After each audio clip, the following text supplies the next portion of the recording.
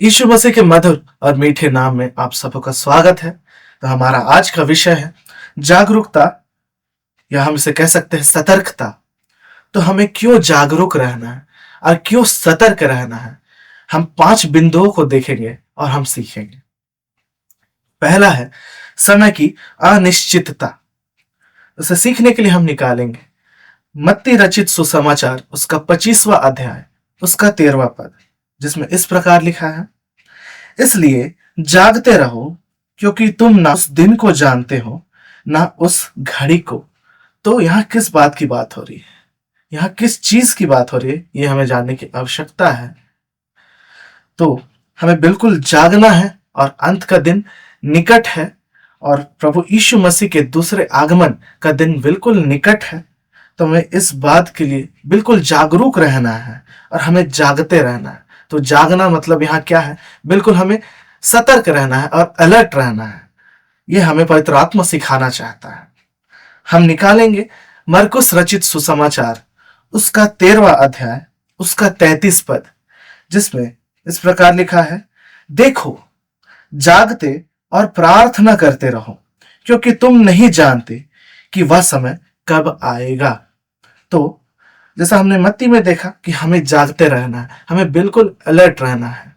अभी मरकुस में हमने देखा कि हमें जागते रहना है और प्रार्थना, निरंतर प्रार्थना करते रहना है। तो जब अंत के दिनों में हमें एक व्यक्तिगत संबंध परमेश्वर के साथ बनाने की आवश्यकता है। दूसरी बात को हम देखेंगे, सतर्क व्यक्ति को इनाम देने का वादा किया गया है, जिसके लिए हम निकालेंगे लूका उसका 12वां अध्याय उसका 37 से लेकर 40 पद। उसमें यह लिखा है, धन्य है वे दास जिन्हें स्वामी आकर जागते पाए। तो पिता कहता है, धन्य है वे दास, वे लोग जिसे स्वामी आए, जब हमारा यीशु मसीह आए तो हमें जागते पाए, सोते हुए ना पाए। मैं तुमसे सच कहता हूं कि वह कमर बांधकर उन्हें भोजन करने को बैठाएगा और पास आकर उनकी सेवा करेगा। तो इन चीजों के लिए क्या जरूरी है, इस इनाम को पाने के लिए क्या जरूरी है, क्या आवश्यक है? तो इसके लिए यह आवश्यक है कि हमें कैरेक्टर बिल्डिंग पे फोकस करने की आज बेहद आवश्यकता है। और तीसरी बात को हम सीखेंगे, हम ज्योति की संतान हैं, जिसके लिए हम निकालेंगे पहला थिस्सलुनीकियों उसका 5वां अध्याय उसका 5 से लेकर 6 पद तक, जिसमें इस प्रकार लिखा है, क्योंकि तुम सब ज्योति की संतान हो। तो हमें परमेश्वर पिता कहता है कि हम ज्योति की संतान हैं, हम अंधकार की संतान बिल्कुल भी नहीं है और दिन की संतान हो।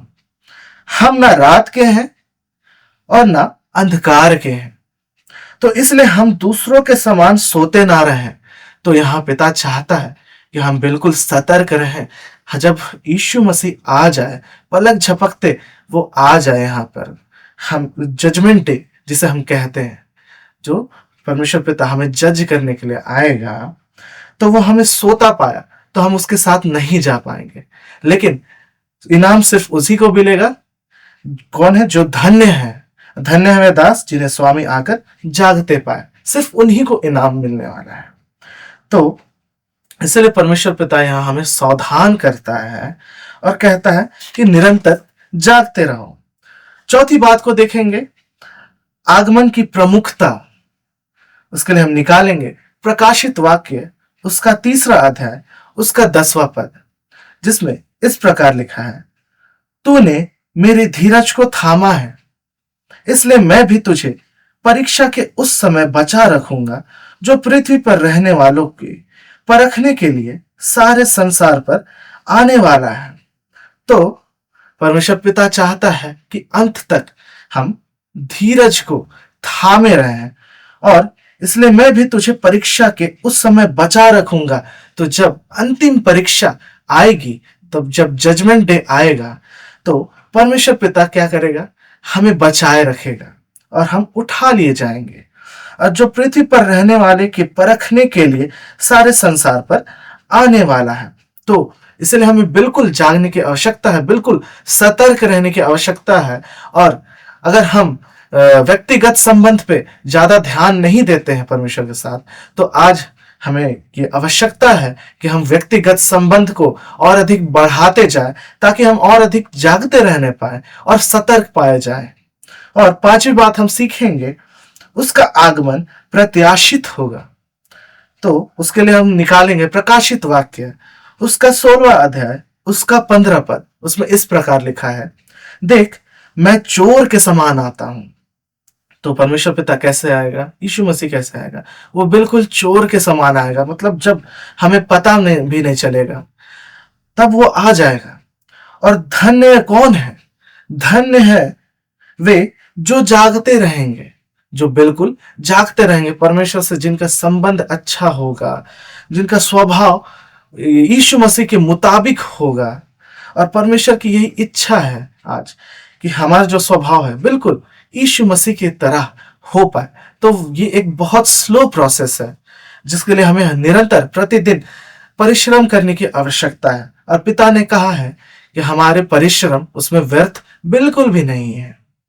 और अपने वस्त्र की चौकसी कर, हाँ, कि नंगा ना फिरे और लोग उसका नंगापन ना देखे। तो प्रभु कहता है वस्त्र की चौकसी कर। तो वस्त्र क्या है? इसलिए हमें जो आत्मिक वस्त्र दिया गया है वो बिल्कुल मजबूत होना चाहिए, जैसा हम इफिसियों में पाते हैं, उसका 6वां अध्याय, उसका 11 से लेकर 17 में पाते हैं। सत्य से हमें कमर कसे रहना है, धार्मिकता की झीलम भी कसी रहनी चाहिए, में हमेशा मेल के जूते पहने रहना है हमें, और विश्वास की ढाल लिए रहना है, और उद्धार का टोप पहने रहना है, और आत्मा की तलवार हमेशा हमारे हाथ में होनी चाहिए। तो इसलिए परमेश्वर की इच्छा हमारे जीवन में यही है कि हम लगातार जागते रहें और सतर्क रहें। तो परमेश्वर पिता इन वचनों के द्वारा आप सबको बहुत आयत की आशीष दे।